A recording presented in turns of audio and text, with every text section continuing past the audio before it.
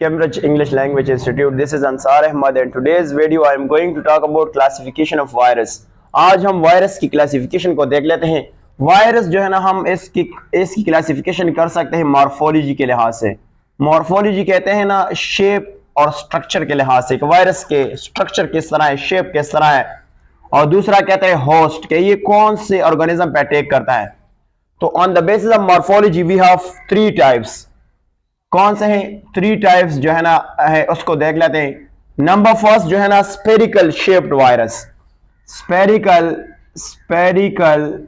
Shaped virus, shaped viruses या इसको कहते हैं वायरस।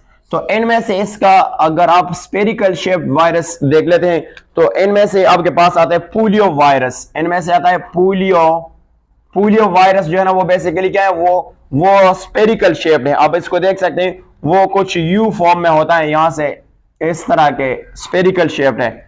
इसको हम कह सकते हैं कि बेसिकली क्या है, स्पेरिकल। पोलियो वायरस जो है ना वो स्पेरिकल शेप्ड होता है। इसके अलावा टेडपोल शेप, जिसको हम कहते हैं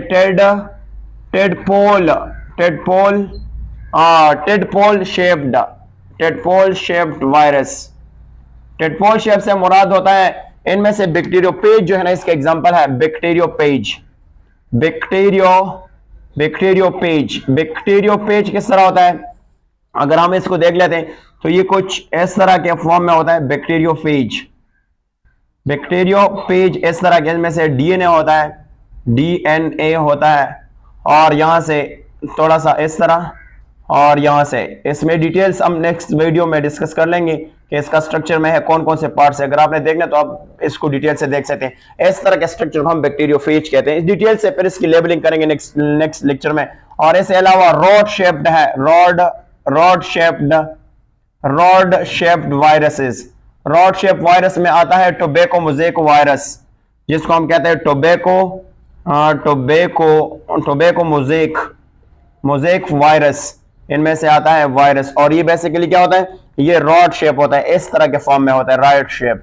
इसको रॉड शेप कहते हैं। होस्ट के लिहाज से वायरस जो है ना ये भी 3 तरह के हैं। नंबर 1 एनिमल वायरसेस कौन से होते हैं, ये क्या करता है, ये पैरासाइट करता है, पैरासाइट और प्लस डिजीज कॉज करता है,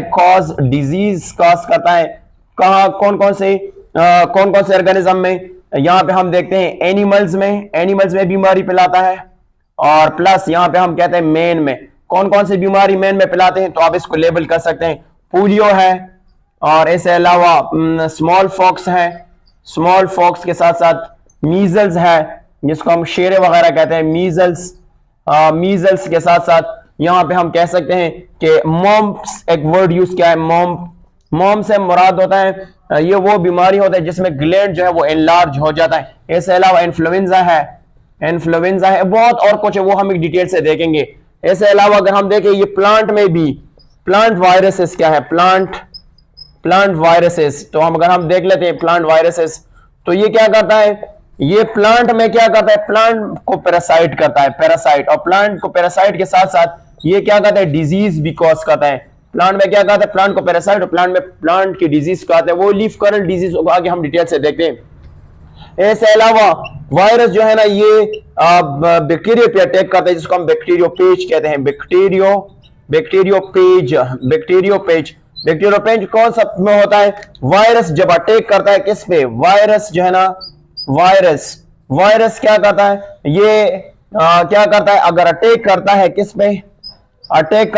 पे, बैक्टीरिया पे, तो इसको हम क्या कहते हैं, इसको हम बैक्टीरियोपेज कहते हैं। तो ये क्या करता है,